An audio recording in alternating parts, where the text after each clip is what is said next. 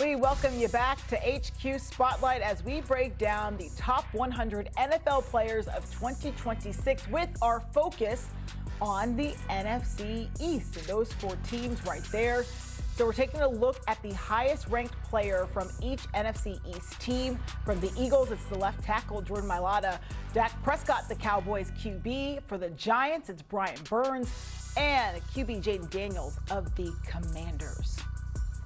And we welcome in Ryan Wilson and Ryan Carthon. I got tongue-tied there. Guys, you know, this is Pete Prisco's list, so I can imagine you won't be holding back your thoughts on it. The Eagles have the most players out of the division on his list, a total of 8. Saquon Barkley, Jalen Hurts, to name a few. Ryan, did Pete get this right? No. Next question, Tiffany. I love that Pete is so famous now. They have me and Rand doing his dirty work.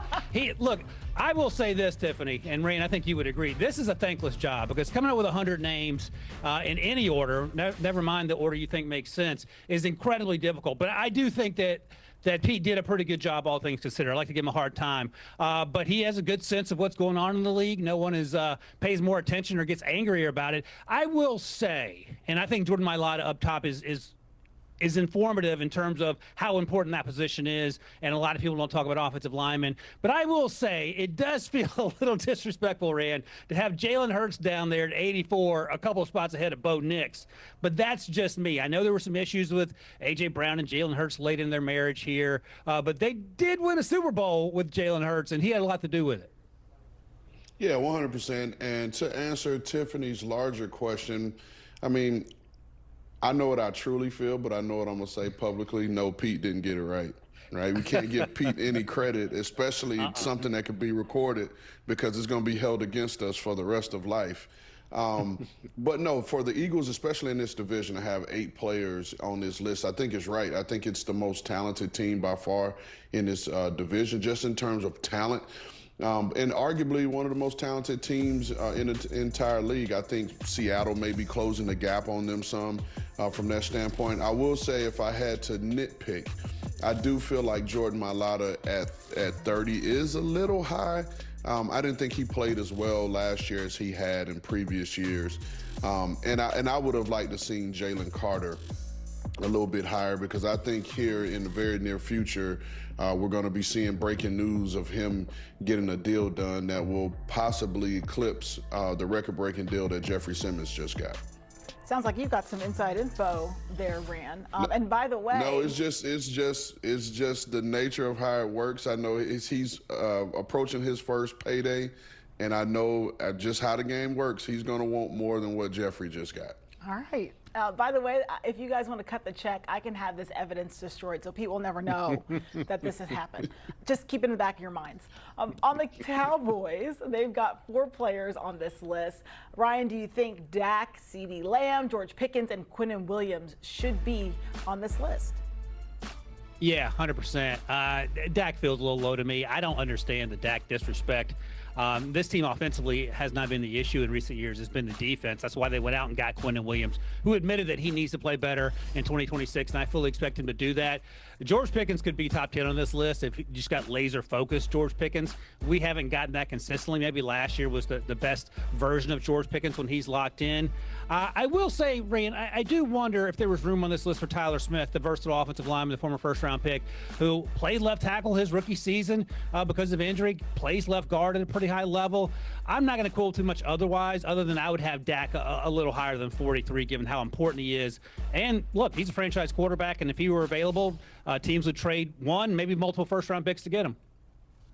Yeah, no argument from me there, Ryan. As we were looking at the list, I'm just thinking to myself, remind me again why we hate Dak Prescott. Because I feel like of all quarterbacks in the National Football League, like, he gets the most hate. It just feels like that. And all he does is, when he's healthy, he gives the Dallas Cowboys chance to win games and to put themselves in a position of where they want to be. I know ultimately it'll come down to his playoff record. Can he win games in the playoffs and really move them in the playoffs? But I do agree with you. I think Dak Prescott deserves to be higher. I want to show some love to Javonte Williams and what he brought to the team. Maybe not quite top 100 quite yet, but he's on that outside, or just flirting with the bottom of that list of working his way in there. I think Dak gets a lot of hate just for being on the Cowboys. That's honestly where I think a lot of it comes from. To the Giants now, I mentioned Brian Burns on this list. They have a total of 3 players. Could you make the case for less or more, Ryan? This feels about right. Brian Burns, obviously, when he's on, he's electric. Andrew Thomas, when he's healthy, he's actually quietly one of the best offensive linemen. And Malik Neighbors sneaks in at 99 only because of the ACL injury last year, because year one, he was really good. If we're talking about Bo Nix at 87 and no quarterbacks after that, there's not going to be room for Jackson Dart. Cam Scadaboo battled injuries. They traded Dexter Lawrence, so he's no longer there. You could argue half-heartedly maybe Abdul Carter, but he didn't hit the ground running in terms of what we were expecting over the entirety of that season. And if they win more football games, they'll have more guys on this list. But right now, that checks out. That seems about right for me from Pete. Yeah, I would make the argument. Now, listen, before I get crushed by Giants fans, because I know I've been crushed by them before, for my opinions on Jackson Dart, I think you can argue a case of why Malik Neighbors shouldn't be on the list. Now, listen, if Malik Neighbors is healthy, if he's healthy and he's able to get back to form, then absolutely, I think he'll probably be a top 75 player. But just coming off of last season, having dealt with the injury, I think there were some guys maybe, on the perimeter of the league that deserve probably a little bit more recognition in the top 100 than Malik does, just based off of last season, nothing more than that.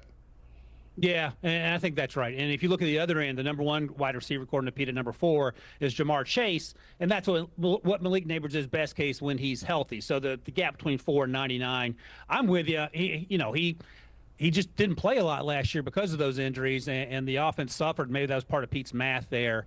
But maybe there's a player or two, Tiffany, we could talk about that could have been included as a wide receiver that wasn't. Okay.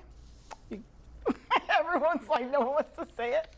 All right, I'm going to move us on here then. Let's go to I'm not saying it. Let's go to the Commanders. They have just 2 on this list, Jaden Daniels and Laramie Tunsil. Ryan, can you agree with Pete here? Can you make the case for more, or should there be less than 2? I appreciate your sunny disposition. What I was trying to set you up for, I wanted to mention Scary Terry McLaurin right here. That's what I was trying to do. I went a little too convoluted and maybe confused some people. You scared me. Scary Terry, yeah, sorry, I didn't mean to scare you, Tiffany. Jaden Daniels at 69. Again, injuries played a large part in that because year one, he was lights out. Laramie Tunsil is a solid player. They traded for him to bolster that offensive line. And look, Scary Terry wasn't at the level last year that we had seen previously. Deebo Samuel didn't come in and help like they wanted as a number 2. But you could argue, and if Rand's point on Malik is fair, I think it's fair to wonder if Scary Terry was more productive last year than Malik, and yes, he was. And then does he deserve to be perhaps at 99 or 100? But otherwise, given how poorly this team played, Rand, this seems about right, and we could quibble, but I won't push back too hard on whether McLaurin deserved to be on it. Yeah, and this is where we step into the world of Pete's math. We know Pete went to Arizona State in journalism. We don't know if his math skills are top-notch. But the same argument could be made for Jaden Daniels. Again, nothing more, nothing less than the 2025 performance. But if you want to throw in an extra variable in there, right, X, Z, or whatever they're doing in math these days, you saw where the team suffered significantly with Jaden Daniels not in the lineup. And you mentioned Scary Terry and his production, or maybe lack thereof in some spots. It was because Jaden Daniels was not there. So for me, I think you could make an argument as to why Jaden Daniels don't belong in this list, but it does make sense for him to be on this list because, like you said, rookie year, he lit the league up. Set the league on fire, and just with his versatility to be able to throw the football at a high level, accurately at that, and then be a threat with his legs and score touchdowns and create explosives. So, Rand, if we look at 91 through 100 here, I want to get your thoughts on potentially landing spots for where we could replace one of these names with Scary Terry. This feels like where Pete put all the injured guys. So you have Rashawn Slater, Nnamdi Madubuike. We talked about Malik Neighbors, even Colston Loveland. I feel like all those spots potentially it's an opportunity to put Scary Terry on there. Again, we're talking about the difference between 91 and 108 or whatever. But any of those names give you pause in terms of swapping them out for Terry? Yeah, I mean, again, you look at, like you said, 97 and 98, did not really play. all season, and so we saw what that was. Again, not taking anything away, because I think if those guys are healthy and play up to the level that they are, then they definitely belong in the conversation.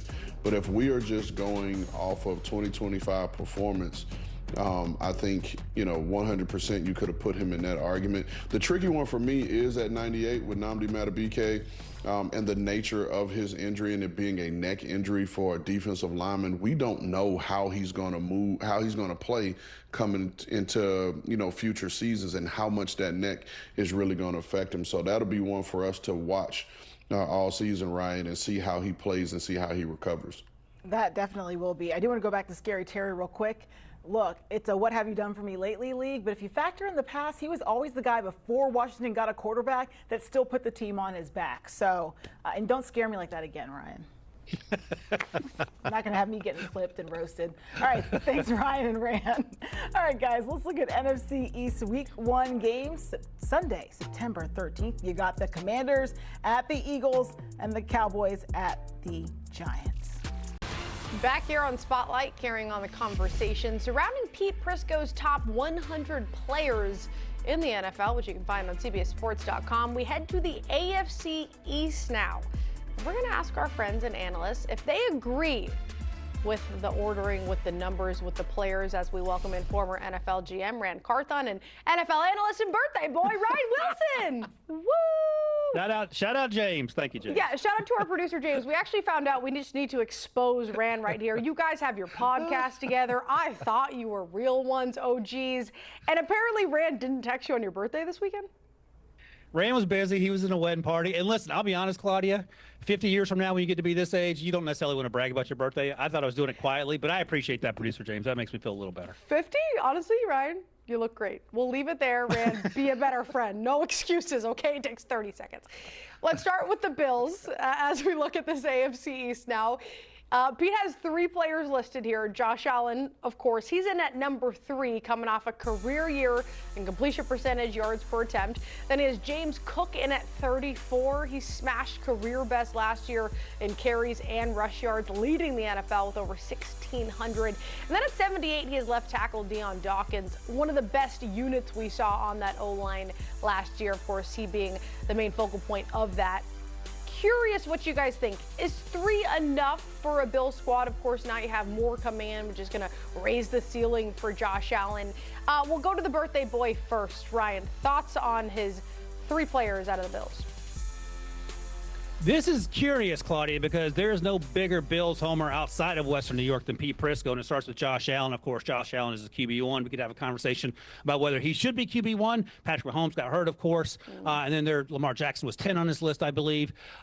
3, the issue is this for me, Rand, and I do wonder what Pete's thinking is. And again, you got to be very careful. You don't want to dig too deep into how Pete's brain works, because that can be a place you cannot escape from.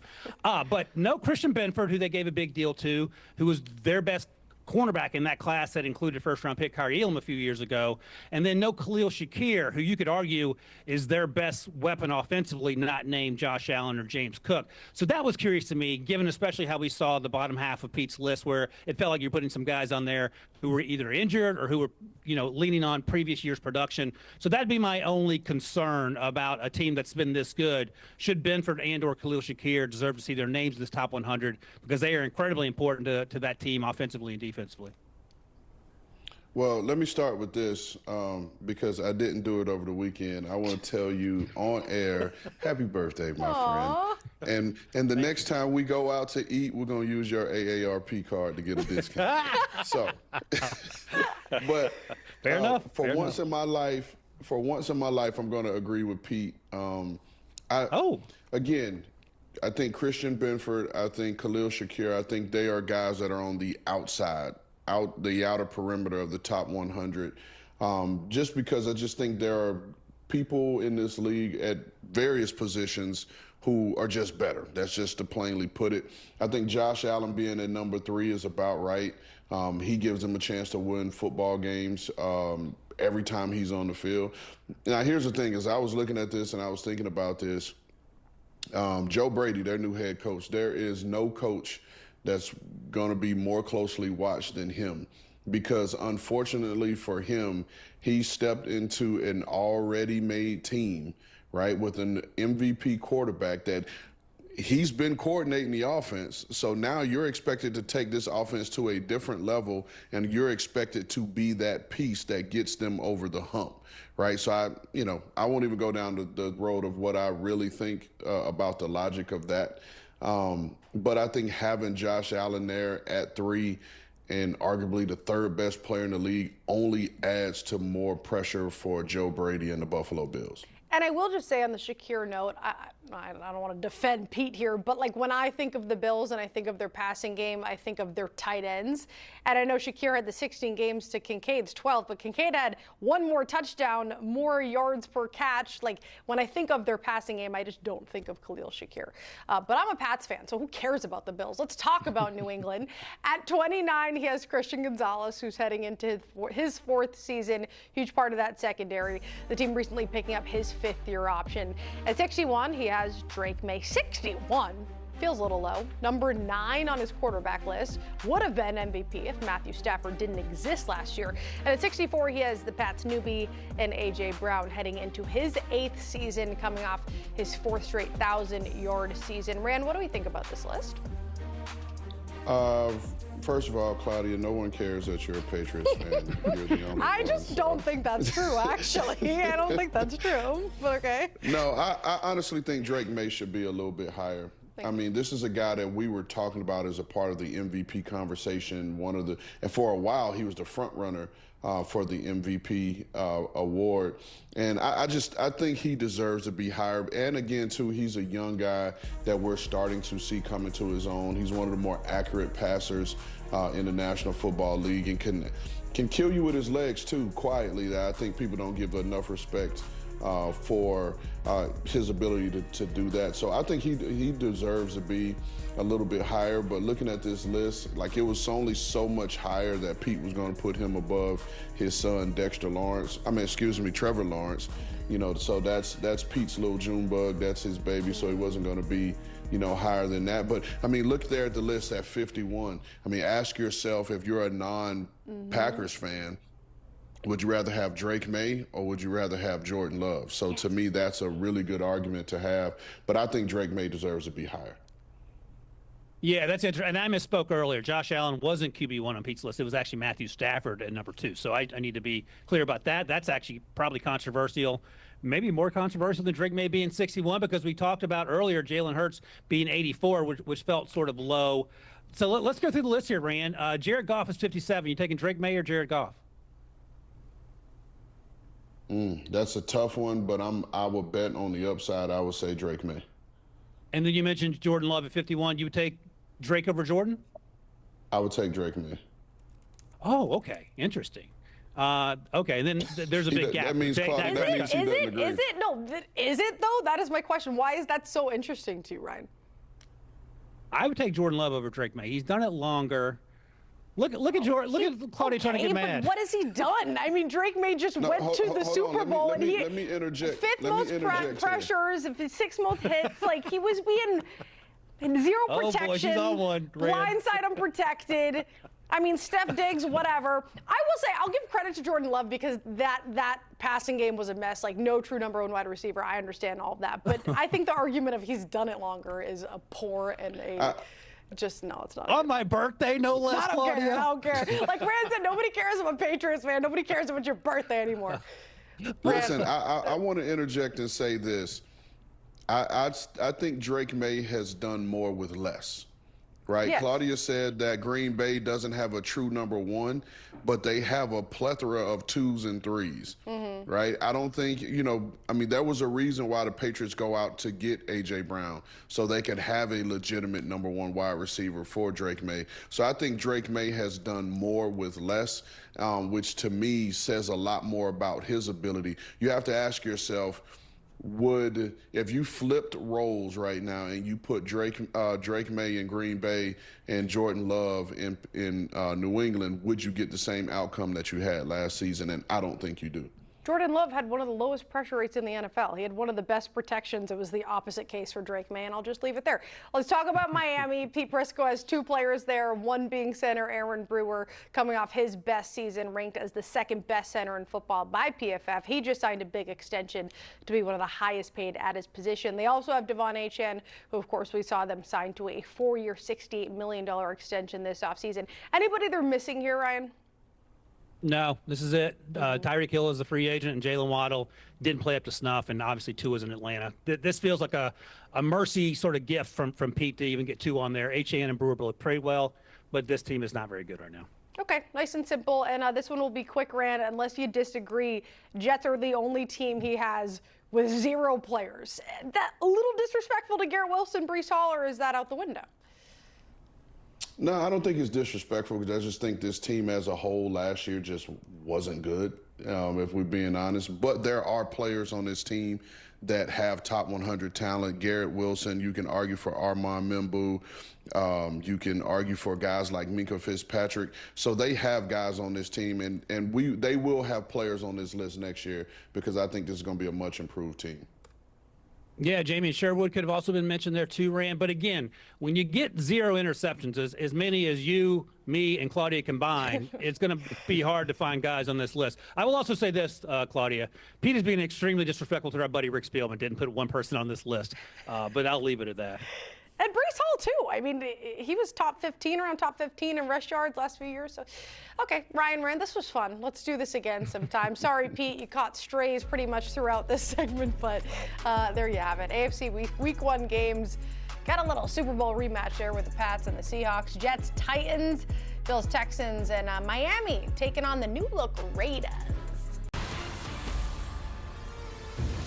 Well, the AFC North is once again loaded with star power. 4 teams with playoff aspirations, former MVPs, All-Pros, and some of the biggest names in football all reside in arguably the NFL's toughest division. Pete Prisco has released his annual top 100 players heading into the 2026 season, and the AFC North pretty well represented, led by Bengals receiver Jamar Chase at number 4, Ravens quarterback Lamar Jackson cracking the top 10. And so who has the most elite talent? Which roster is best positioned to win this division?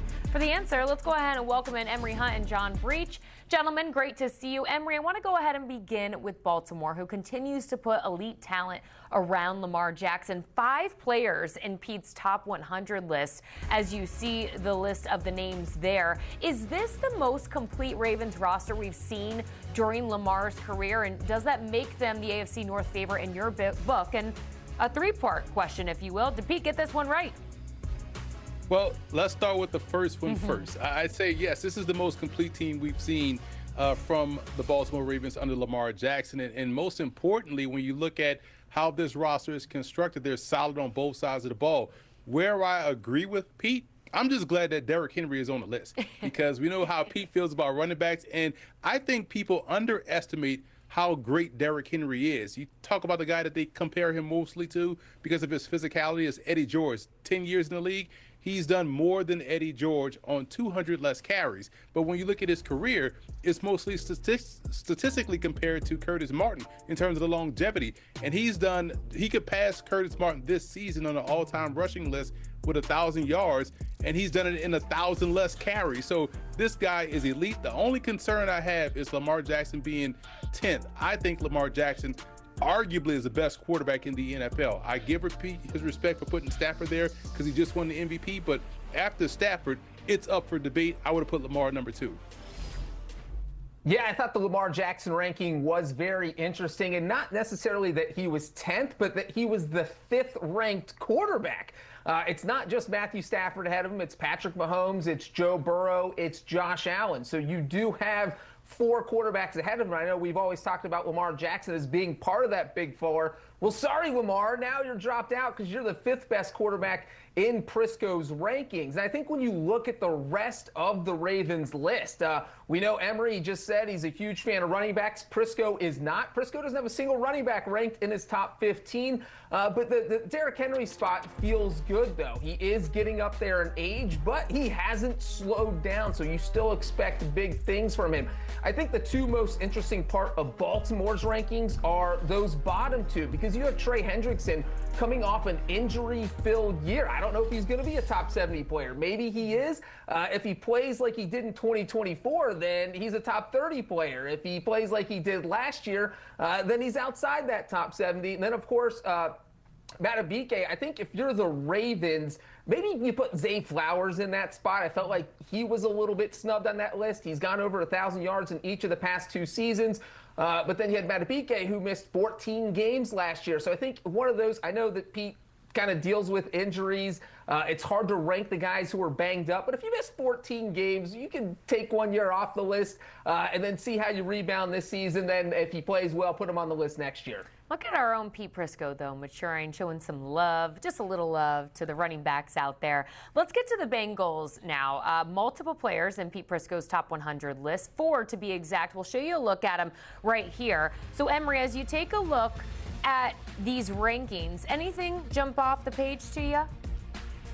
Jamar Chase being 4, I like, because I feel like this is someone that doesn't have any wowing traits that you go in like, okay, go study his route running, go study this. Jamar Chase just goes out there and gets buckets. And you talk about somebody that has 3 straight 100-catch seasons. He has been consistent all throughout the injuries that he has dealt with the quarterback position. He has stayed consistent. So that brings me to the other thing about Joe Burrow. Talent-wise, love Joe Burrow. I could consider him one of my top 5 quarterbacks in the game, but 5th overall in the NFL. Now, I don't know if this is a projection for what Pete expects of him and the Bengals this season or what he has done prior, but either way, I feel like 5 for Burrow is a little bit too high in terms of the entire NFL. Do we know if Pete just bought Bengals season tickets this offseason? Because he is extremely high on the Bengals when you look at this list. When you're talking about Jamar Chase at 4 and Joe Burrow at 5, so you're staring at 2 Bengals players in his top 5. And, of course, the Rams also have 2 players in that top 5. So those are your dominant teams. But then the Bengals rankings kind of fall off a cliff because, as we see, they don't have anybody else until you get down to T. Higgins at 89th overall. And I don't feel like there are any huge snubs here. I think if I was going to fix anything on Prisco's list, I feel like T. Higgins and Dexter Lawrence probably should both be moved up 10 or 15 spots. And I know when you're ranking 100 players, this is not easy. I don't envy the fact that Prisco locked himself in a windowless room for probably 3 weeks to break down all the film and get this ranking done. But yes, I do think, like Emery, that the Joe Burrow, Jamar Chase rankings both make sense. Maybe people think they're a little bit too high, but I do think both of them absolutely should be top 10 overall. And top 5 is fair. So my only quibble would be T. Higgins and Dexter Lawrence being a little bit low. I'm so with you, Breach. I'm so glad this is Pete Prisco's job and not mine because I could not do this. I can't imagine just the prep that goes into putting together this list accurately. Let's get to the Steelers now. Only 2 players in the top 100. Cam Hayward being the highest ranked, according to Pete Prisco, as you see here, at 39 out of 100. Are you kind of surprised by this, Emery? Just 2 players for the Steelers, or did Pete get this one right?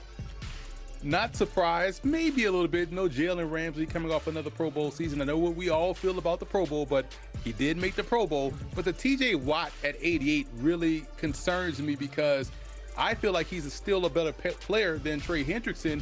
And Matabike made the list. And why is TJ Watt so far down? And we think about Watt and what he does from a timing perspective. When you think about the Steelers defense, man, they need to make a big play right here.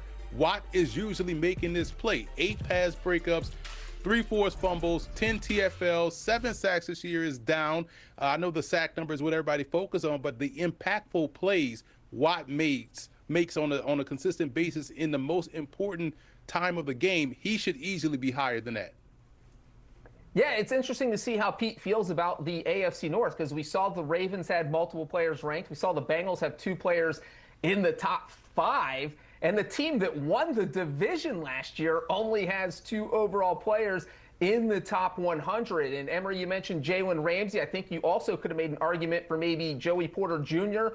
to be in this ranking. And you know what? I probably would have just given Aaron Rodgers a Lifetime Achievement Award and put him at 100 overall. The man led them to a division title in his first year as their starting quarterback. He's coming back for another year, and I do think he is going to play pretty well. So I would have probably put him at 100 exactly. And the other snub, I'm just going to say it, Chris Boswell. He is one of the top 3 kickers in the NFL. I have begged Pete Prisco for a decade now to put a kicker, just one kicker, on this top 100 list. Brandon Aubrey, Chris Boswell, I don't care who it is, get him on there. Boswell's an absolute weapon. I would have put him on the list if I had made it. Yeah, like, did Pete forget about that position? I have so many questions. I'm writing them down, boys. Don't worry. We're going to make sure to follow up with our good friend Pete Prisco after this segment. We end, though, with the Browns, who have the fewest top 100 players than the rest of their division rivals. We don't even have a graphic.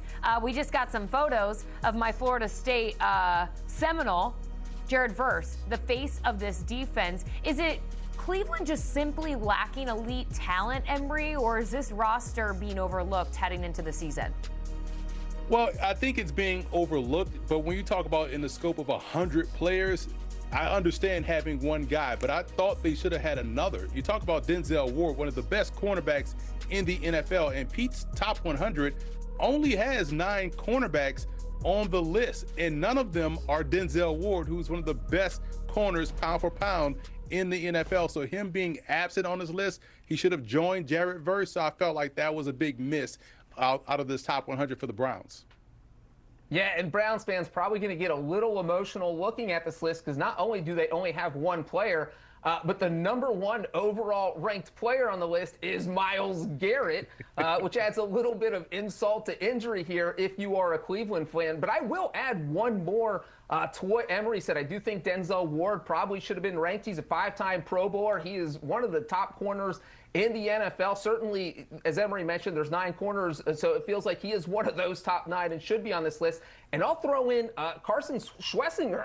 He had a fantastic rookie season, defensive rookie of the year. We know how good this Browns defense was last season. That was the only reason they weren't getting blown out every game, is because the defense was keeping in it.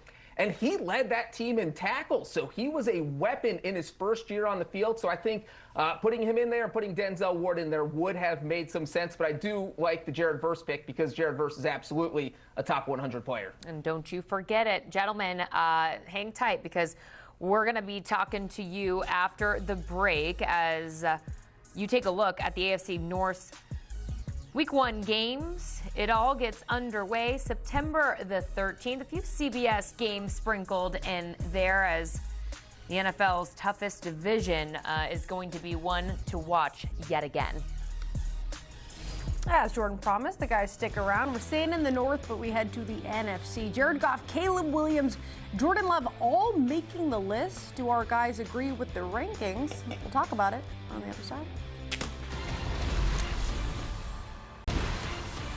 Back here on Spotlight, continuing to break down Pete Prisco's top 100 players, this time zoning in on the NFC North. 12 total players making the list. Let's see if our analysts agree with the rankings. Penny Sewell, of course, huge part of that offensive line for the Lions. Justin Jefferson coming off a bit of a down year. Should have a nice bounce back, hopefully with the offense resembling more of an identity. Micah Parsons, when he's healthy, he's going to be one of the best. And Joe Thuney, of course, for the Bears. Let's welcome back in Emery Hunt, John Breach. Fellas, we'll start with the Lions. The biggest representation here with 6 players. You get your quarterback, you have your receiver, running back, defense, offensive line. Lots of love for the Lions. Emery, do we agree with the number of players in the rankings here? Definitely agree with the number of players, and I love the love that Pete gave the Detroit Lions. But this is also why Detroit Lion fans are super frustrated. It's like, man, we have a talented football team.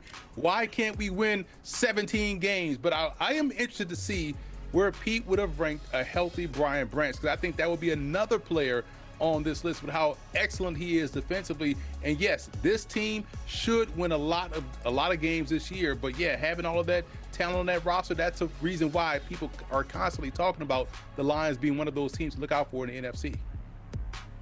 Yeah, absolutely. And when you look at this, it's almost like Pete just looked at the Lions roster and said, all right, we're just going to fill up the top 100 with these guys, because that is 6% of his list are these players from Detroit. And I think that really tells you, as Emery mentioned, why fans were so disappointed the fact that this team did not make the playoffs last season, because they are loaded. They do have a lot of talent. And I do think when you look at the list, I don't have a lot of quibbles here. I think Prisco got this one right. I didn't think I would say that. I think I was going to come out here and compliment Pete Prisco, but that's what I'm doing here. Maybe you move Jack Campbell up a little bit higher. He was first-team All-Pro last season. But other than that, that is a very minor complaint. I probably have him in the top 70. Prisco obviously has him there at 86. But no, I think Prisco did a good job with the Lions. Everyone in Detroit should give him a pat on the back. John, you like that number for Aiden Hutchinson, of course, coming off of that major injury. You could say maybe he exceeded expectations. Career high 14.5 sacks, 4 forced fumbles. I know the run defense was a little concerning, but do you like where he has Aiden Hutchinson there?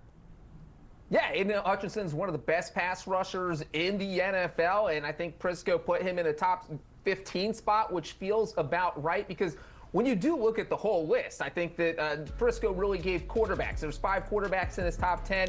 You kind of weight that position more. Obviously, Myles Garrett, number 1, is a pass rusher, and pass rushing is in that next tier of important positions right behind quarterback. So I do think that is a good spot for Aiden Hutchinson, since he is one of the premier pass rushers in the NFL. Emery, just really quick before we move on to the Bears, Jared Goff, and we're going to talk Jordan Love, both of those guys ahead of Drake May. Do we agree with that? Yeah, I agree with that. When you think about the consistency we've seen from Goff since he got ran out of L.A. as the reason why they hadn't won a Super Bowl, he's been excellent in Detroit. And one could say he's had a better career in Detroit than he has in Los Angeles. So I like the fact that Goff is on his list. I'm a big Goff fan. Yeah, I am too, at 31 years old, making that list as well. Let's talk the Bears now. 3 players.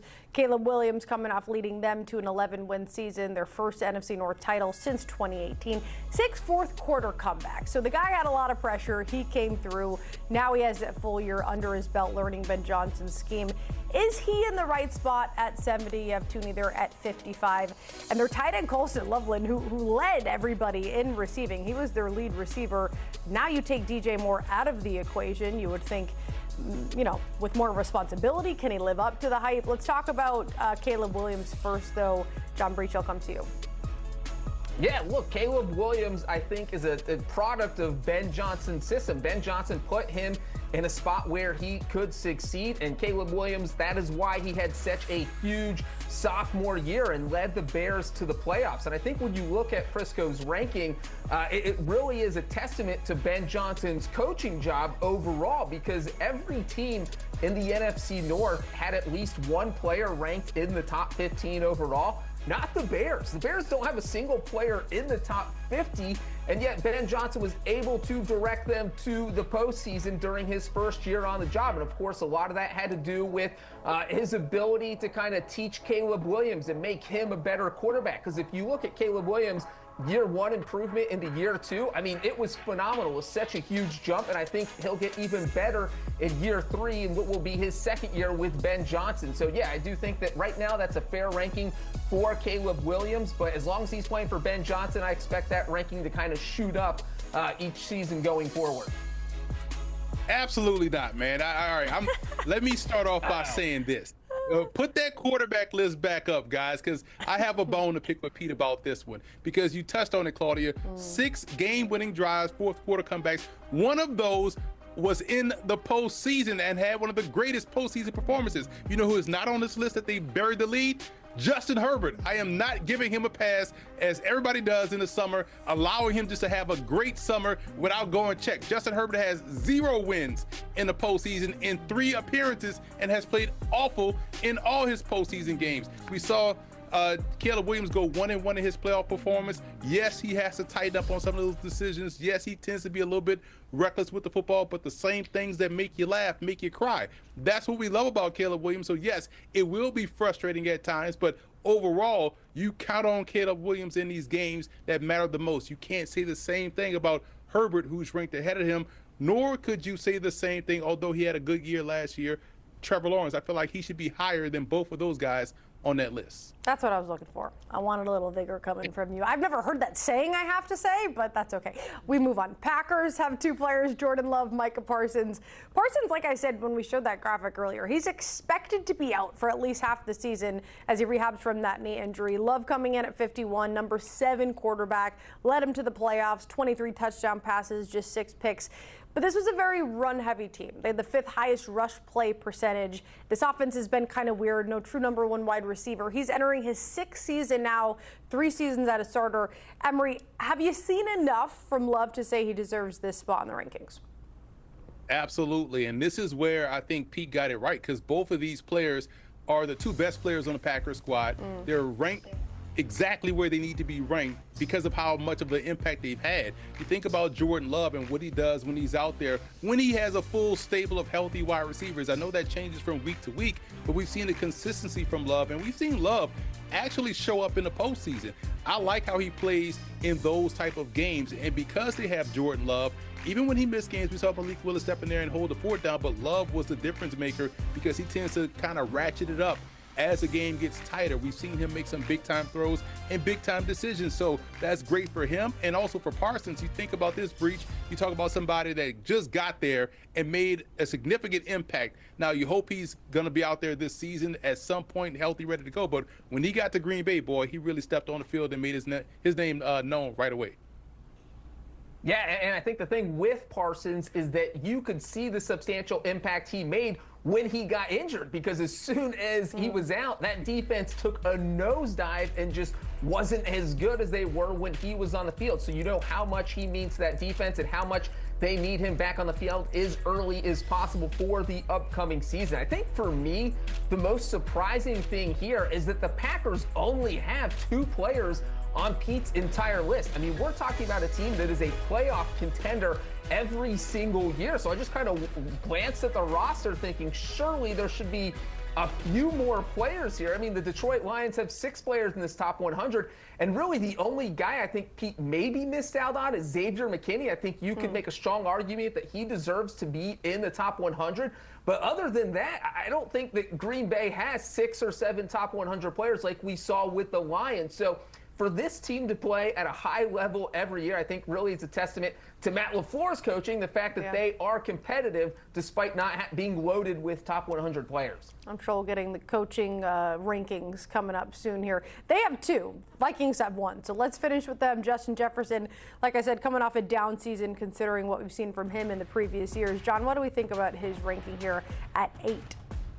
Yeah, I think that Justin Jefferson, we know that he is one of the best receivers in the NFL, but we talked about Jamar Chase a little bit earlier. He gets to catch passes from Joe Burrow. So you have this great 1-2 combination. That is the opposite of what is happening with Justin Jefferson. He is able to put up huge numbers, even though he's stuck catching passes from J.J. Redick, Max Brosmer, Carson Wentz. He's caught passes from, I think, 9 different quarterbacks over the past 5 years. It's just been such an insanely high number that it is hard for a receiver to be productive continuously, no matter how good they are, when you're just catching passes from new quarterbacks every week. So I think the fact that Justin Jefferson has been as successful as he has been for this long is just a testament to how good he is. So I like this ranking.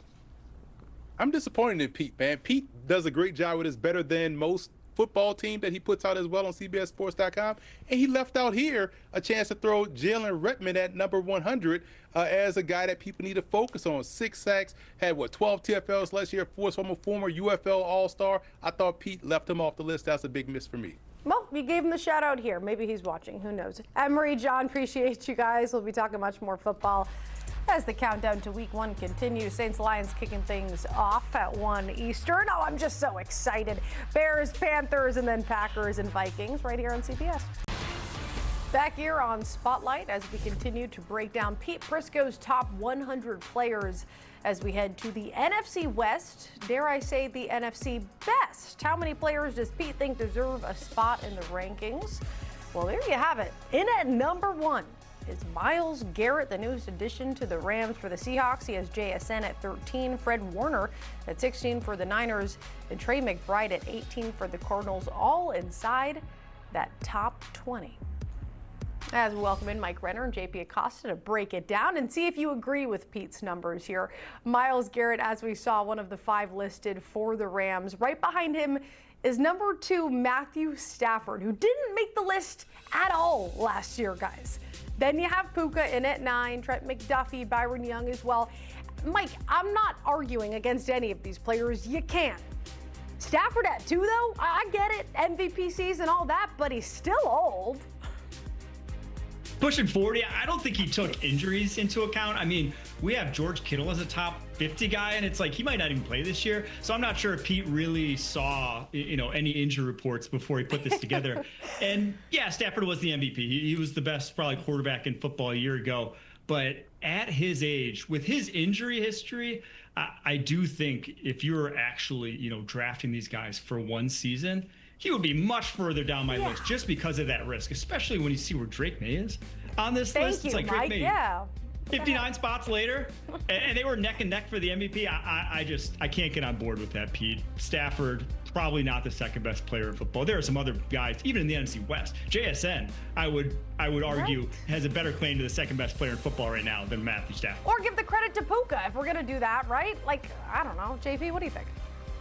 I think this list has most of what I think would be the top 100 players on it, but outside of Matthew Stafford at 2, which I also don't really agree with. If we're putting a quarterback at number 2, I still think it would be Patrick Mahomes, who is still the best quarterback in the NFL. But where's Devontae Adams? I feel like Puka Nacua and Devontae Adams' relationship and symbiosis. Puka Nacua is able to do what he does because Devontae Adams is on the field. The Rams went out and got a guy who could win in man coverage and create separation, and Devontae Adams is that guy. Led the NFL in receiving touchdowns last year. I just feel like having Devontae Adams on the list, again, I know that he is a little bit older, but I don't think that he is still, I think he is still one of the best receivers in the NFL, especially when it comes to winning in the short areas where the Rams needed him to. I also think we got to give some respect to guys like Kevin Dotson and Steve Avila on the offensive line. There are so many players that you can choose from for the Rams. I just think that these guys, I don't know if I'll put them in this order on this list. I'm asking my producer now if we can get the number on Devontae Adams. I don't see him. I assume he's on the list, but he's not. JP, he's not on the list at all. Wow. Come on, Pete. That's crazy. That's crazy. Move on to the defending champ Seahawks. They have 6 players. No surprise, as you mentioned it, JSN there leading the way. He's at 13, though. We have Sam Darnold coming in at 72, the number 14 quarterback. The rest of his player picks on the other side of the ball, of course, very well deserved after having the best defense in the NFL last season. JP, what do we think about the Seattle list? I think, again, it gets most of the right players correct. I just think we need to give some more respect to Byron Murphy II and what he did for the Seahawks defense. I also think we need to give some more respect to Ernest Jones, middle linebacker, who also does not make this list. But I do think that both of those guys in the nucleus of what Seattle wants to do as a run defense, playing the run with light boxes. Everybody wants to say they want to defend the run out of a light box that can commit more players to the pass, but you need a guy like Byron Murphy II at a defensive tackle. You need Byron Murphy II at defensive tackle to really help eat up those double teams, create those lanes for Ernest Jones, for Drake Thomas, for linebackers to flow through. I just think he needs a lot more respect, especially in his growth as a pass rusher. So that's really the biggest thing I have here. But given that the Seahawks had one of the best defenses in the NFL, it's no surprise that almost all these players are defenders. Yeah. Mike? I want to go back to the Jackson Smith-Njigba thing because, truthfully, last year he was higher than 13th, right? So Pete's projecting that he takes a step back. So I think that just does a disservice to who this guy is and anyone you talk to and his work ethic. The fact that, by every metric possible, this guy, and just by the film and the eye test, this guy's improved every single year of his career. His work ethic is the stuff of legends. He's literally, by tracking data, gotten faster every single year of his career. And everyone and their mother going into Seahawks games last year knew if you can shut down Jackson Smith-Njigba, you can shut down this passing offense. Guess what? He still had the highest usage rate and highest percentage of his team's passing yards in over 2 decades. To put him 13th outside the top 10, I think is just wrong. But this is indicative that they have 6 guys of just the depth. That's why they're so special. It's not that they have superstars, although they do in Jackson Smith-Njigba. It's that every single spot is loaded with quality players. This is one of the deepest rosters in the NFL. It was one of the deepest rosters in NFL history this past year. That's why it was one of the best teams in NFL history and why they hoisted the Lombardi. And so you would have put JSN in the top 10 then? Mike? Oh, top five. I don't see why you wouldn't put him in the top 5 given what he did last season. We'll have to ask Pete. Niners also have 6 players. Fred Warner leading the way there at 16, despite coming off that injury. He's ahead of CMC, who actually stayed healthy for once. You have Trent Williams, Kittle, Purdy coming in at 75, a few spots back of Sam Darnold in the quarterback rankings. And then you have Nick Bosa just making the list at 94. What do we think, Mike? I think this is a very hopeful ranking for 49ers fans because what you have here is George Kittle turning 33 coming off an Achilles, Nick Bosa coming off an ACL, Christian McCaffrey turning 30 coming off his worst broken tackle rate of his career, and then Fred Warner turning 30 coming off a broken ankle. So the one guy you can hang your hat on who's not really coming off an injury is Trent Williams, but he's turning 38 years old. And then the other guy is Brock Purdy, who throws more interceptions than anyone else in the NFL, seemingly, or at least throws more up for grabs than anyone else in the NFL. So that's what you're hanging your hat on, is a lot of guys breaking the mold in terms of injury health and age health that if you're 49ers, you got to be praying that that power plant is inactive this season. JP?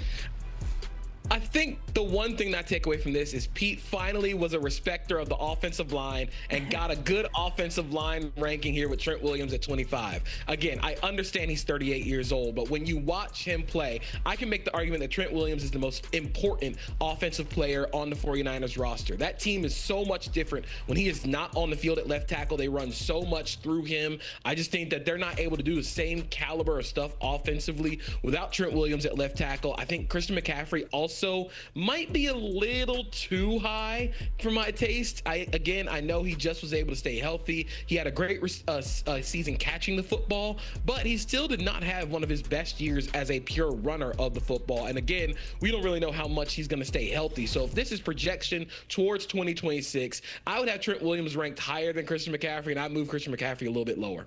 I just want to follow up on the Brock Purdy of it all. Mike Renner, you guys mentioned the interceptions, the interception-worthy throws. When it didn't actually get caught, it was going to the other team most of the time. We have the top 100 players, of course, but the quarterback specific.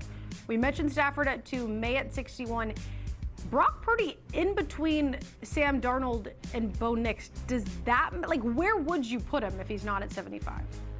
Not quarterback 6, truthfully. I mean, he is not even in the top 10 in my eyes. I understand that statistically he's great, but who playing in Kyle Shanahan's offense historically has not been statistically great at the quarterback position? I just think you're ahead of guys like Dak Prescott on this list.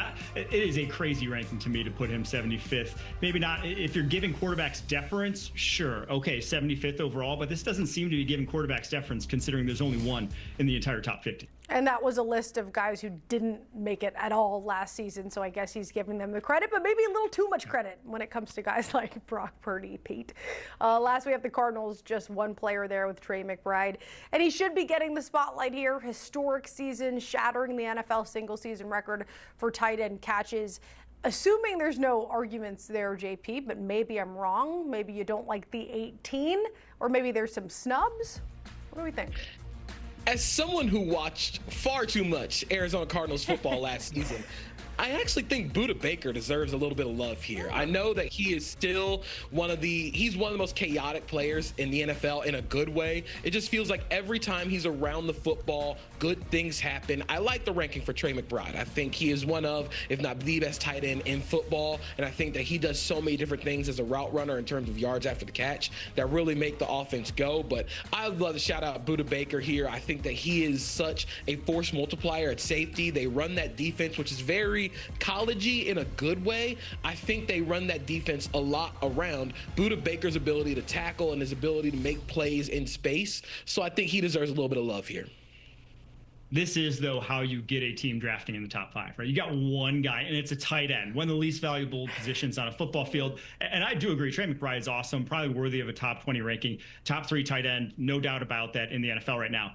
But the one guy not on this list that if you would have asked pretty much anyone 2 years ago coming into the NFL, would he be on this list? Marvin Harrison Jr. The fact that he is not a top 100 player heading into year 3 is one of the upsets of all upsets, and it's rightfully so. The guy does not look like a top 100 player, let alone even like a top 25 receiver in the NFL, and people were putting gold jackets on this guy before he ever got to the league. If you're a Cardinals fan, one of the biggest draft disappointments in that team's history. Mike, I was going to say that exact thing. I never thought heading into 2026 we'd be having that conversation, but like you said, Pete got one thing right, and it's not putting him on that board. Mike, JP, appreciate you guys. We'll be doing this all leading up to the start of week 1, where we get a Super Bowl rematch. Seahawks, Pats. I'm scared. Taking the points? I'm scared. It's my birthday, Tommy, so yeah, you know, I'm obviously going to take the points. Yeah, come on. Niners, Rams on the 10th, and then Cardinals and Chargers on the 13th. All right, so we'll hit a break. The fellas are going to stick around. I get the NFC South, and let me just tell you, folks, I'm supposed to tease it positively. There's nowhere near the volume of top 100 players that we just got with Claudia and the NFC West. Welcome back to the show, folks. Back here with the PTP guys to tackle the top 100 players in Pete Prisco's rankings, and this is NFC South centric, a division that's always up for grabs. 3 teams always in the mix, one relatively dud. Here's the highest ranked NFC South players, headlined by Bijan Robinson at 17, Tristan Wirfs, Chris Olave, and Derek Brown. And as I referenced in the tease, there's not going to be too much more than what you see right there. Back here with JP and Mike. All right. First and foremost, the Atlanta Falcons, who have 3 top 100 players, according to Pete Prisco. Let's show you all 3, headlined by Bijan Robinson. And Mike, we talked about 2 guys that really sandwiched him in the last segment, in Fred Warner and Trey McBride. Where do you stand with Bijan and Drake London at 96?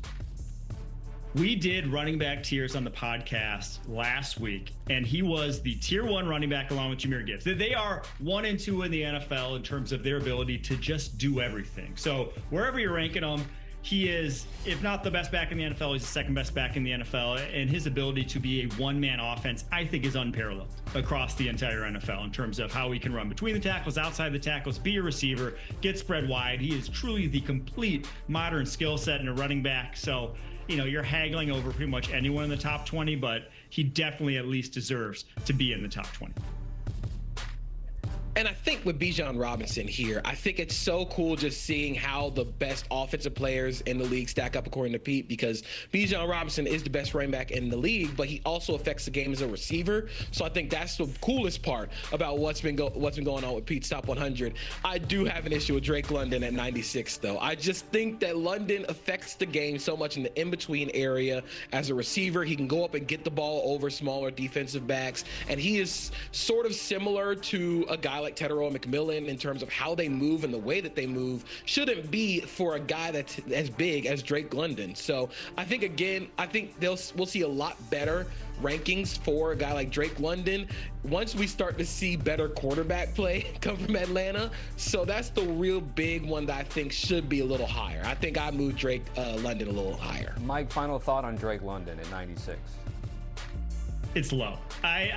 When you go down there and look at the receivers that are around that range, though, I'm not sure it's crazy low. Like Malik Neighbors is down there in that range, and he's actually behind him. I think those 2 guys, I think they're outstanding wide receivers, probably both top 10 when healthy, but feel like that's maybe fair to me to be in that range. All right, and it's a good point from JP, who's throwing him the ball, of course, for Drake London to use all those tools. All right, let's go from Atlanta to Tampa Bay. They have 2 players in Pete Prisco's top 100.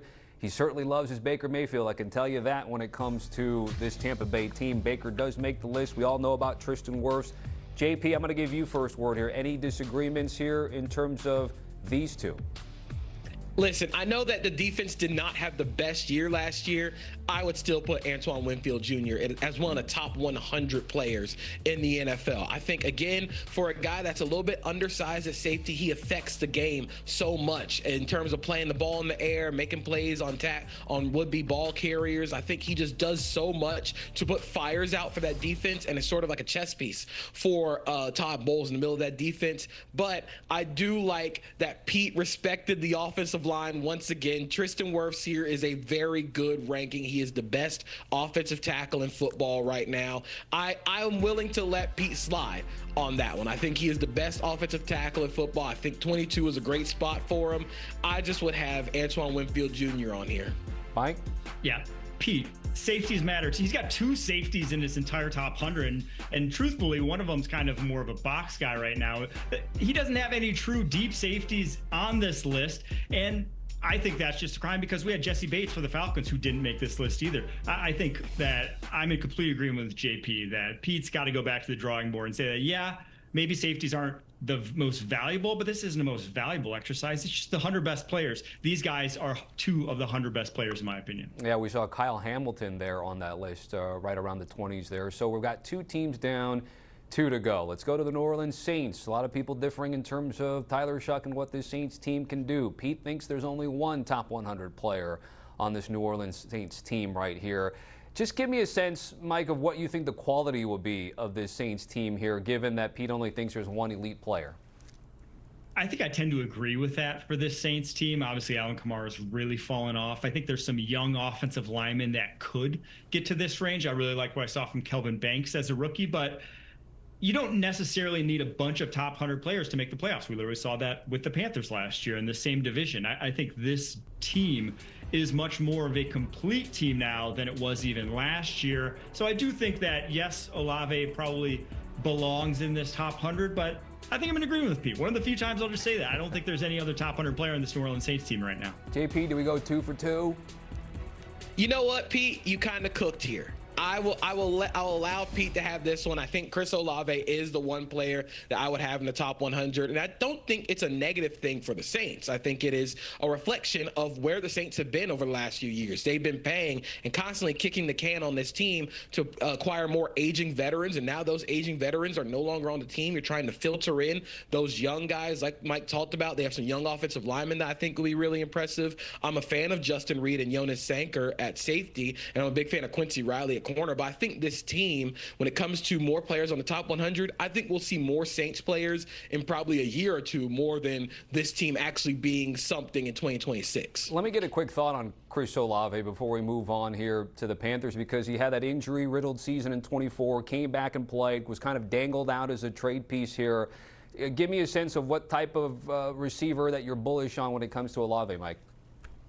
I think he's just a great downfield route runner. I mean, he's always needed someone that can actually go find him at that level of the football field, and then just someone to take the pressure off of him, to not be the only guy in that offense. And I think they really have that now with Jordan Tyson. So as long as he stays healthy, as long as Olave stays healthy, I think you'll see a really good year from him and Tyler Shuck. All right, 1 player for the Saints, just 1 player for the Panthers. JP, Derek Brown makes the list for Pete Prisco in his top 100. Pete, we got to talk about this Tetairoa McMillan ranking. I know that he's maybe like around 102, 101. No, we can't have that. He had a higher adjusted yards per route run last season than Justin Jefferson. There's no reason why I think Tetairoa McMillan shouldn't be on this list. In terms of what he did as a rookie to be the main engine for this passing game, I just feel like Tetairoa McMillan has to do so much when it comes to moving this offense through the passing game. I also could say that I would like some respect put on guys like Damian Lewis and Robert Hunt. I don't think they're top 100 players, but I do think they deserve mentions. Derek Brown is for sure a top 100 player, but we got to talk about this Tetairoa McMillan ranking, man, because what are we doing here? Mike? When you compare McMillan to T. Higgins, who made the top 100, to me, there really is no comparison. McMillan had more yards as a rookie than T. Higgins had as a rookie. He had more yards as a rookie, McMillan did, than T. Higgins has had in any season since 2022. And McMillan doesn't really have the benefit of playing with a guy like Joe Burrow for the majority of his career. He missed a lot of yards on the field last year because of his quarterback, Bryce Young there. So T-Mac, flip on the tape. This guy is a true number 1 wide receiver, not just a top 100. I think in year 2, if he takes any sort of step forward, you're closer to top 50 than he is to outside the top 100. What are your guys' expectations of Derek Brown this year, JP? I think now that there's some more help for him on the defensive side of the ball, you go out and acquire Jalen Phillips, you acquire Devin Lloyd, you're going to get year 2 of Nick Scorton. I'm a big fan of what they had for Lee Hunter when they drafted Lee Hunter, because that's going to allow Derek Brown to move a little bit more. He is their most impactful defender when it comes to defending the run as a pass rusher, and now they have a true nose tackle. You can move Derek Brown a little bit more and play matchup ball and allow him to pick and choose matchups where he thinks he can win. So I think we should see a little bit of an uptick in production for him.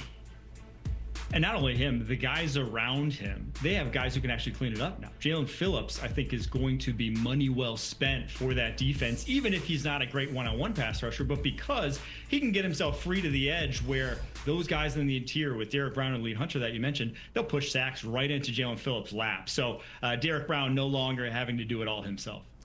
Big thanks to the Pushing the Pile podcast co-host, Mike Renner and JP Acosta. Guys, great stuff. Thanks for doing the double dip with us here on the show. This is a look at the NFC South Week 1 games. Essentially, underdogs across the board when it comes to the NFC South, which was won, of course, by the Panthers with the losing record. They're home dogs against the Bears with that total right around in the mid-40s. Back here on HQ Spotlight, we put a spotlight on the NFL. Our Pete Prisco counting down his top 100 players ahead of the 2026 season. So today we're taking a closer look at the AFC West. And a few things to point your attention to here, starting with the number 7 player on this list. That is Patrick Mahomes. If you remember, a year ago, this was Pete Prisco's number 1 player, and then, of course, had the ACL tear that shortened his season last year. You also see a very much improved Derwin James, goes from number 95 to number 50 there on your list. Brock Bowers representing the Raiders. Injuries had him fall a couple spots in 2026. And, of course, Patrick Surtain II, the former DPOY, dropping just a couple of spots down to number 11. We've got Tyler Sullivan and Emery Hunt here to take a closer look at Pete Prisco's rankings. We're starting with the division winners there in Denver. 6 players in Pete's top 100. The highest rated, as mentioned, coming in at number 11. Patrick Surtain II there. But really, Emery, a good mix of offense or defense here. This is the most represented from this division in Pete's top 100. Agree, disagree? Where are your thoughts going in Denver? I love the list here by Pete. I love that Bo Nix got on the list with how well he's played in those comeback moments. But I'm a big fan of Zach Allen. Going back to my 2019 draft grades, I had him as my number 2 5 technique in the class coming out of Boston College. He goes to Arizona, has a solid career in Arizona, but the last 3 seasons he's been in Denver, 20.5 sacks. All are better than what he did in Arizona. You talk about a guy that's the model of consistency, and I'm excited that Pete gave him his props because he's a linchpin up front. He makes everything around that defensive front 7 work, so I'm glad he made the list and got in at number 77. Yeah, and I'm right there with you in the Bo Nix praise. I'm glad that Prisco decided to put him in, albeit the last quarterback on his list. He listed 18 quarterbacks, and Bo Nix was the last one. But I do think it's worth pointing him out and giving him his shine, because had it been, say, Caleb Williams that took his team to the NFC Championship, or even Drake May, the pump that he got going to the AFC Championship, going to the Super Bowl, they all are looked at as these up-and-coming, bright young quarterbacks, and Bo Nix kind of gets looked at as a little bit of an afterthought. But this is a quarterback who is number 1 all time in terms of 30 touchdowns, at least 30 total touchdowns, 10 plus wins. He's the first quarterback to ever do that in his first 2 seasons in the NFL. Had Jaden Daniels, Drake May, or Caleb Williams done that, I think Bo Nix would be a little bit higher on this list. So to me, I think that this is one of the quarterbacks that, had he not gotten hurt in that divisional round game against the Denver Broncos, we're possibly talking about Super Bowl champion Bo Nix, and maybe that's a little bit higher than 87th. Maybe he's not 18th out of 18 quarterbacks for Pete Prisco's list, but overall happy to see him, albeit on the back end. I am just a little salty looking at that top quarterback list, not to see my boy Dak Prescott. He does come in at 43, but I will leave it there and instead stay in the AFC West. And we'll talk about Kansas City. Patrick Mahomes really trying to be available for the first game of the season. He was last year's number 1 on this list of top 100 players. He comes in this year, Tyler, there at number 7, along with his center, Creed Humphrey. You also have Chris Jones, who at one point was the highest paid defensive end in all of football. He comes in at 62. But I think the biggest thing that jumps out to me is that we're kind of used to seeing double, maybe even triple of the number of names coming out of KC. No, that's exactly right. To actually look at this Kansas City team and say there's only 3 Chiefs on the top 100 list, like, that is pretty surprising considering how this organization has been over the course of the last decade, just call it.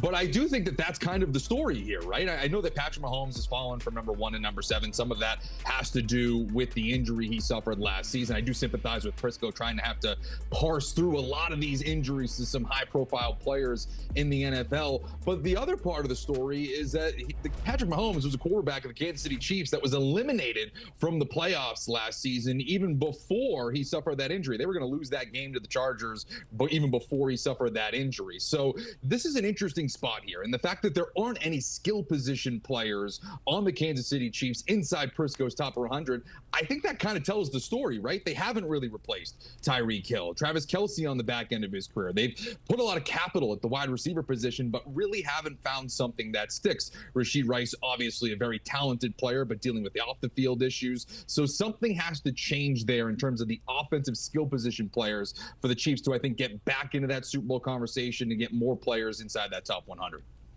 And they've been plundered by other teams. Tune is now with the Bears. You also look at what the Rams went ahead and made the trade to get, their outstanding cornerback Trent McDuffie. But I like the fact that you still have enough of Patrick Mahomes' play, even though he didn't play his best last season, to put him right there at 7, because that's how good of a player he is and how important he is to everything in Kansas City. But Chris Jones, to me, is on a Hall of Fame trajectory. It reminds me a lot of former New England Patriot, current Hall of Famer, and Richard Seymour, how well he plays. I'm surprised he's this far down on the list.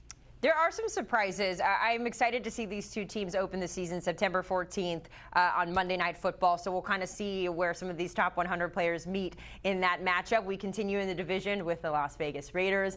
Here's where I really got some questions here. And Emery, I'll come to you on this because we spent so much of the offseason talking about the man at the bottom of your screen, number 92, Tyler Linderbaum. He was Pete Prisco's number 1 free agent, and there was so much that went into this trade and him getting to the Raiders. You also have Max Crosby coming in at 35, who had trade conversations, controversy of his own, and Brock Bowers there at 27. But Emery, is it fair of Pete Prisco to have Tyler Linderbaum be his number 1 free agent in the class of 2026, but his number 2 player in all of the NFL? Make that make sense for me.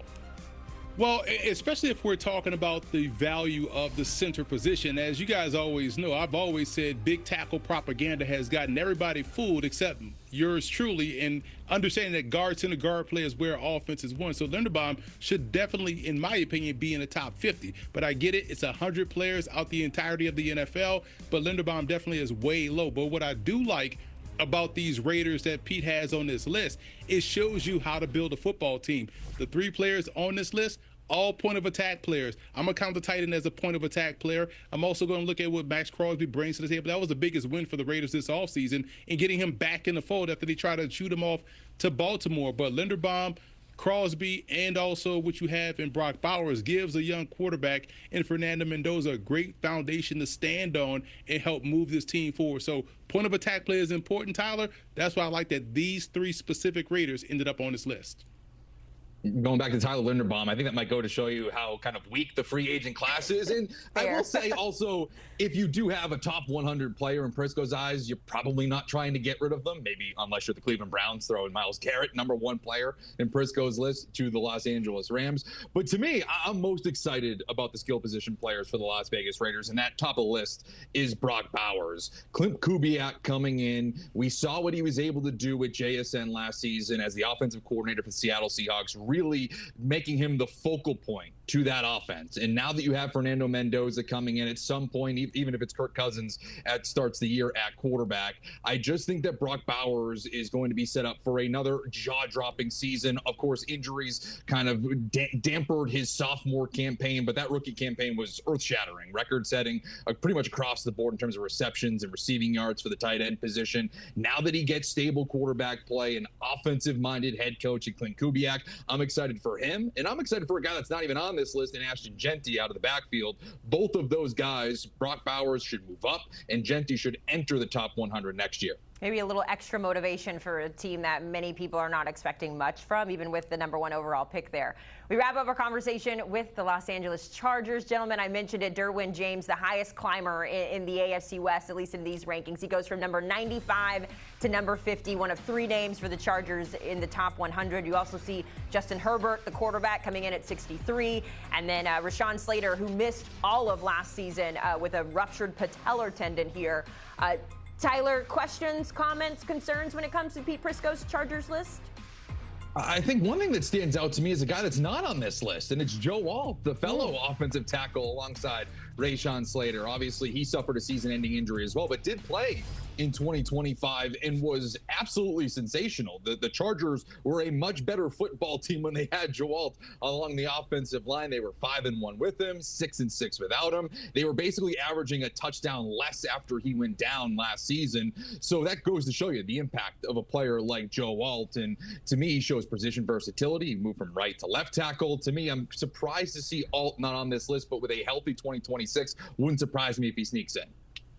I'm going to address the elephant in the room, guys. Justin Herbert sitting on this list as Pete Prisco's 10th quarterback, right? If we look at Pete Prisco's top 20 quarterbacks in the top 100, only 18 make the list. But if you look at the top 20, let's rank them by playoff wins. Guess who will be last? Justin Herbert. The guy they love to dump on the most, Jalen Hurts, has lost more Super Bowls than Justin Herbert has gotten to. And this is my issue with Herbert. It's not about the physical capabilities. It's not about what he can potentially be. It's about what he has done. As much as they dump on C.J. Stroud, he has gotten to multiple playoff games. He has won a couple of playoff games, has played well his first year in the playoffs when he won Offensive Rookie of the Year. Herbert has to show up when it counts to most. So if we're ranking Herbert in Pete Prisco's top 20 of top 100 players, he has to be 20th because he has done the least with the most in the playoff opportunities. And no more excuses like, oh, the offensive line was bad, this guy was hurt, the economy is bad, gas $10 out there. None of that matters. Show up in the playoffs. Don't throw the ball away. Don't throw the ball to the other team. Trevor Lawrence should be higher than him ranked on this list because he has played better in the postseason. So that's my Justin Herbert soapbox. I now digress. You got little finger claps there from Jacqueline. Hey, real quick, Emery, does Mike McDaniel make a difference for Justin Herbert this year? Yes or no? No, because at the end of the day, Herbert's issue is not technical. It's more about can he not freeze in the moment. It's about can you handle situational football. That's where his issue has been. And until he gets over that himself, no coaching will help that. Okay, we're going to clip that off because you know everything lives on the internet. Justin Herbert, do better. Fellas, sit tight. Got plenty more conversations to be had. Before we get there, though, I want to point your attention to the AFC Week 1 games. The Dolphins are headed out to Las Vegas to take on the Raiders. The number there, 3.5, tells you everything you need to know about what to expect. The Cardinals will open the season at the Chargers. And then, of course, the big one, Monday Night Football between the Broncos and the Chiefs. Let's not forget the comeback of all comebacks in the playoffs where Trevor Lawrence and the Jags did it against Justin Herbert. I agree with Emery. All right, we got to head south, the AFC South, that is, talking about all the AFC South players in Pete's top 100. Back here on HQ Spotlight, of course, you know, Pete Prisco's top 100 players list is out, and we are going to hone in on the AFC South. Not super shocking, but the Texans have the most in the division with 5 guys. That's followed by the Colts, the Jags, then the Titans. Will Anderson Jr. leading the way for the Texans. Jeffrey Simmons, who just got paid very nicely, leading the way for the Titans. Leading the way, he's the lone guy. Let me stand corrected. Jonathan Taylor for the Colts. He's certainly leading the way. He definitely is leading the way. He's by himself. And then Josh Hines Allen representing for Duval. All right, Tyler and Emery are back with us. And gentlemen, the Texans have the most players inside the top 100 as it pertains to the AFC South. It's Will Anderson Jr. leading the way. But are we surprised that, 4 out of 5 of these are guys on defense? That is also not shocking. But, Emery, it really speaks to this defense, that unit, and how remarkable they were all last season.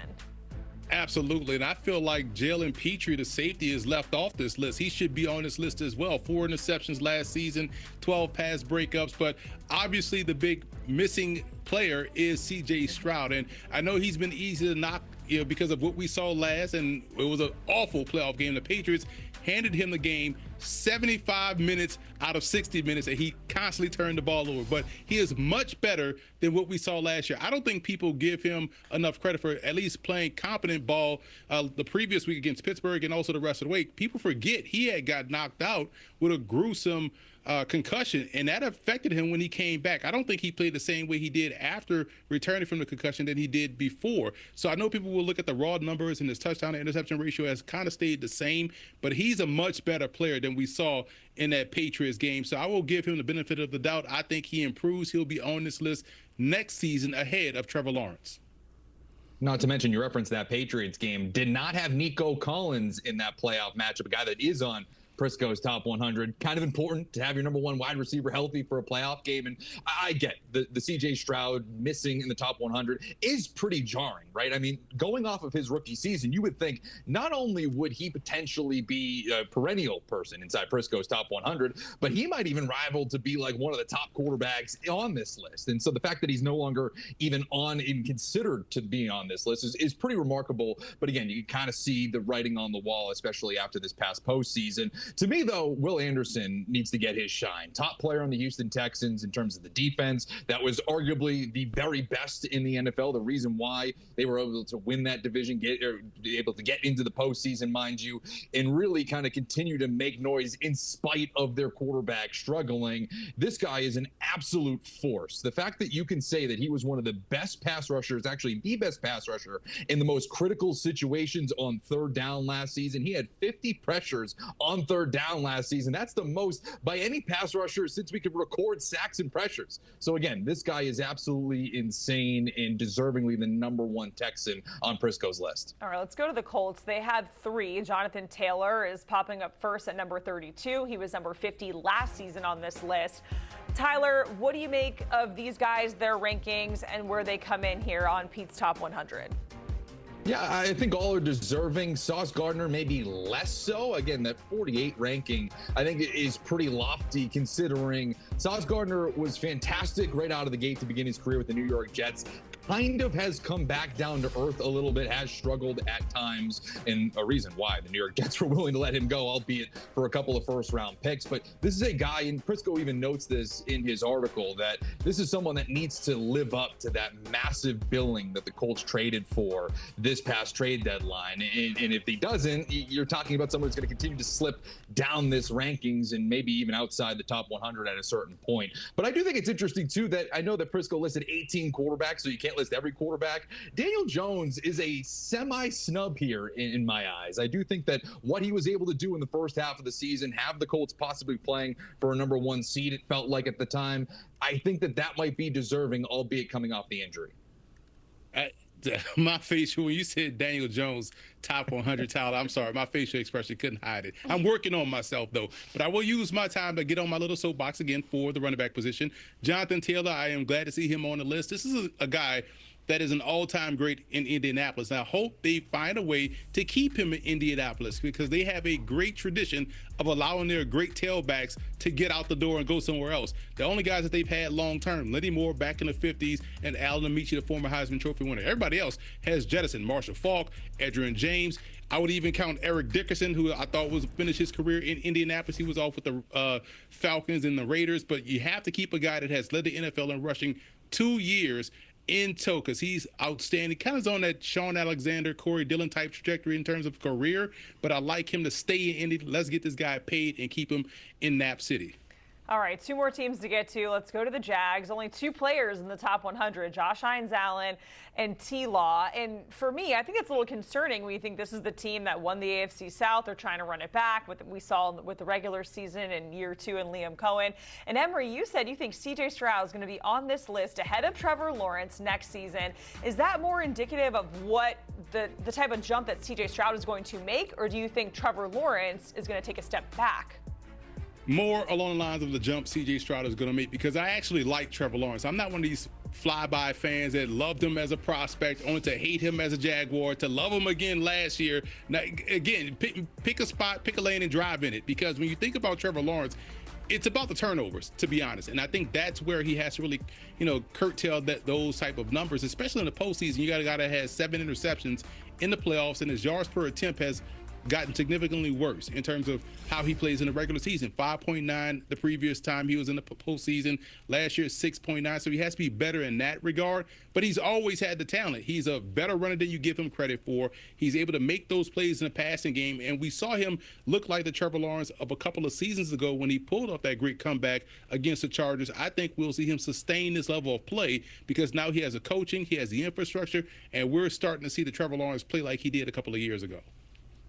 I think if Trevor Lawrence wants to climb up this list, maybe fend off guys like C.J. Stroud, when we get back to this list for 2027, a guy like Brian Thomas Jr. or Travis Hunter or Jacoby Myers or Parker Washington, whichever wide receiver wants to take a step forward in Jacksonville needs to be on this list. I specifically look at Brian Thomas Jr. I just think that guy is too talented to not be on this list. A step back after his phenomenal rookie season, but that is someone who is maybe on the outside looking in, but if the Jaguars want to continue to rival in the AFC South, a guy like Brian Thomas Jr. and Travis Hunter, meanwhile, I also have to step up. You know what? Pete Prisco did tell me that the passing game is going to be special this year, and I take whatever Pete says in terms of the Jags as Bible. I don't know about y'all.